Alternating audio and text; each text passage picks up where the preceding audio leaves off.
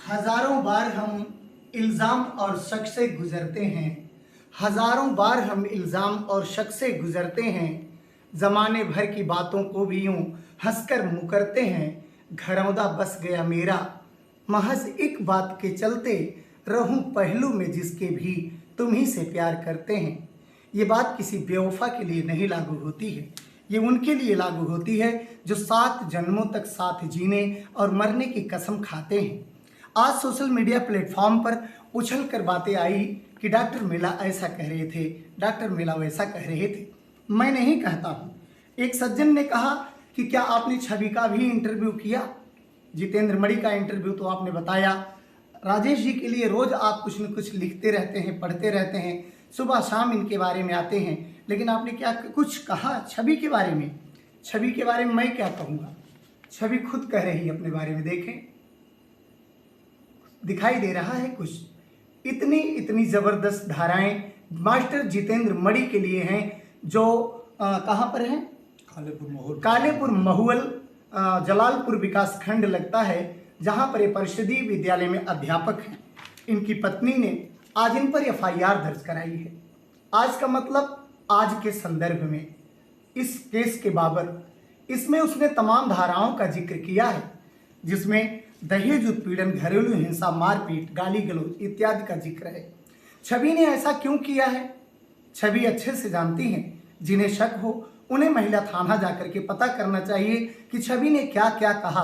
और मास्टर जितेंद्र मणि जो दूसरे पर इल्ज़ाम लगाने के मास्टर प्रतीत होते हैं, वो अपने पत्नी के इल्ज़ामों को क्यों नहीं सह पा रहे हैं? बात एक छवि की नहीं है।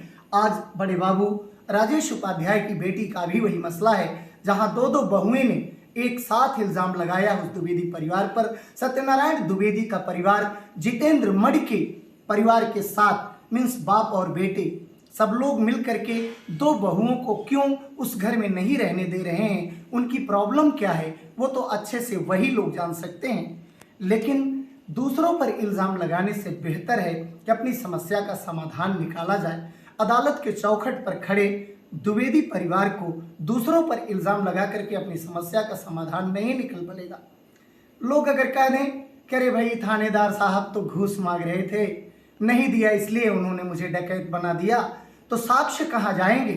FIR की कापियां कहाँ जाएंगी, जहां चीख चीख करके देवरानी और जेठानी ने जितेंद्र मणि, महेंद्र मणि और सत्यनारायण द्विवेदी पर इल्ज़ाम कायम किए हैं।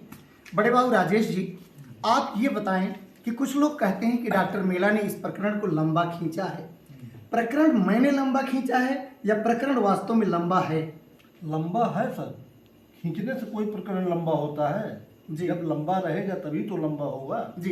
ये कहते हैं कि छवि ने कोई इल्ज़ाम लगाया हो या छवि की कोई बात हो तो बताइए। अब जो लोग कह रहे हैं वो पारिवारिक न्यायालय में जाकर के देख लें जी, महिला थाने पर जाकर देख लें, वो हिंदुस्तान पेपर देख लें।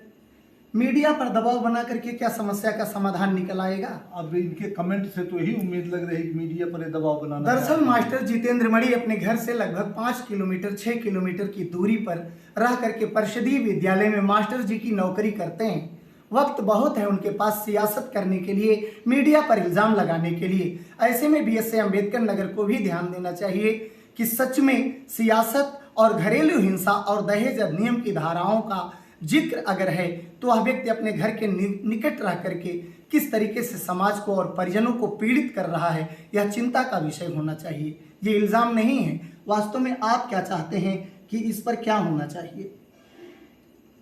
जितेंद्र मणि जी जहां रह करके सेवा दे रहे हैं, उनके पास अथाह वक्त है राजनीति करने का। इसीलिए तो मैचुअल किए। इसके पहले प्राथमिक विद्यालय हरदोपुर कटेहरी ब्लॉक में थे जी, तो उसके बाद इन्होंने मैचुअल करा करके कोई यहाँ थे वहाँ के घर के नजदीक आ गए और मोहल्ले में आकर के अब सियासत कर रहे हैं, मीडिया वार करना चाहते हैं और किस तरीके से मीडिया को गुमनाम कर दें। फिलहाल आप तो उनके निकटतम रिश्तेदार हैं, रिश्ता मान लीजिए 3-4 महीने का ही क्यों ना हो, लेकिन खून का संबंध तो बन ही गया है।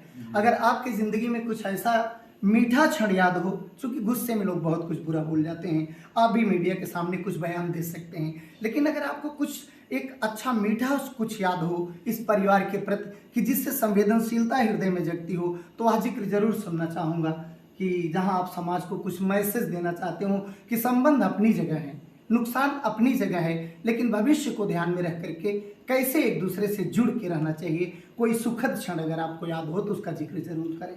सुखद क्षण तो हमको सर यही याद है कि जी। जब हम इनके यहाँ परीक्षा करने गए थे परीक्षा करने गए थे जी। 2 दिसंबर को। जी 2 दिसंबर को परीक्षा करने गए थे, तो हमारे पास जो व्यवस्था थी जी जी हम वो सब लेकर गए थे। तो जो शादी के मीडिएटर थे जी ये त्रिभुवन प्रसाद प्रजापति जी और अखिलेश पांडे जी, जी जी उन लोगों से दुबे जी ने कहा कि सब कुछ तो ठीक है, लेकिन इन्होंने लड्डू थोड़ा कम ले आए। जोर से बोले थोड़ा सा।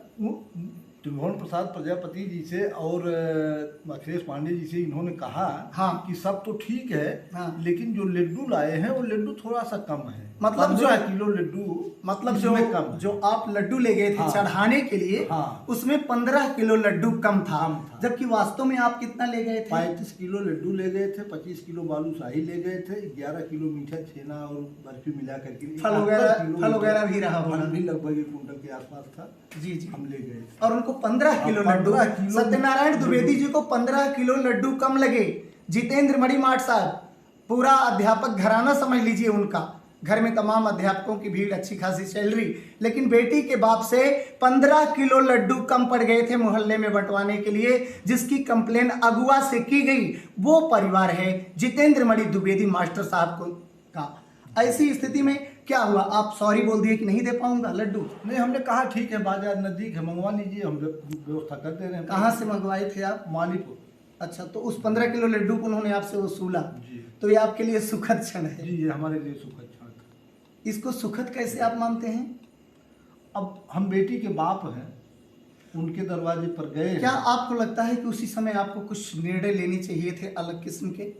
लेने चाहिए थे, लेकिन समाज और एक समय भी नहीं था। 8 दिसंबर को शादी थी, 2 दिसंबर का एक मैटर था।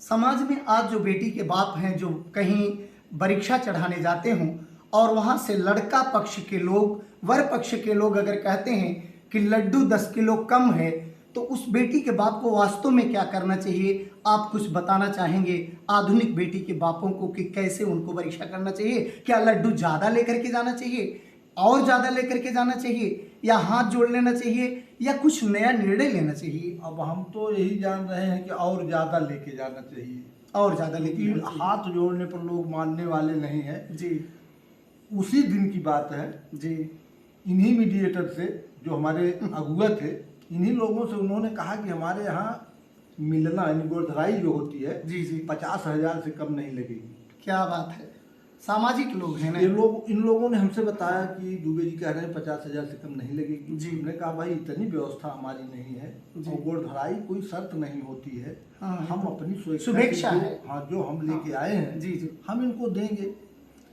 इन्होंने कहा नहीं, हम्म, हमको 50,000 से कम गोरधराई नहीं चाहिए। जी इन्होंने हमको मजबूर कर दिया। जी क्या बोले कि रिक्शा चला के लाके चाहे हाँ, चाहे दीजिए, जहाँ से आपको लेकिन दीजिए। गोरधराई करना है। बेटी का बाप अचानक कहाँ से 50,000 का अरेंजमेंट कर पाएगा, जबकि 3.5 लाख रुपए 4 लाख रुपए करंट में चढ़ा चुका? हमको करना पड़ा।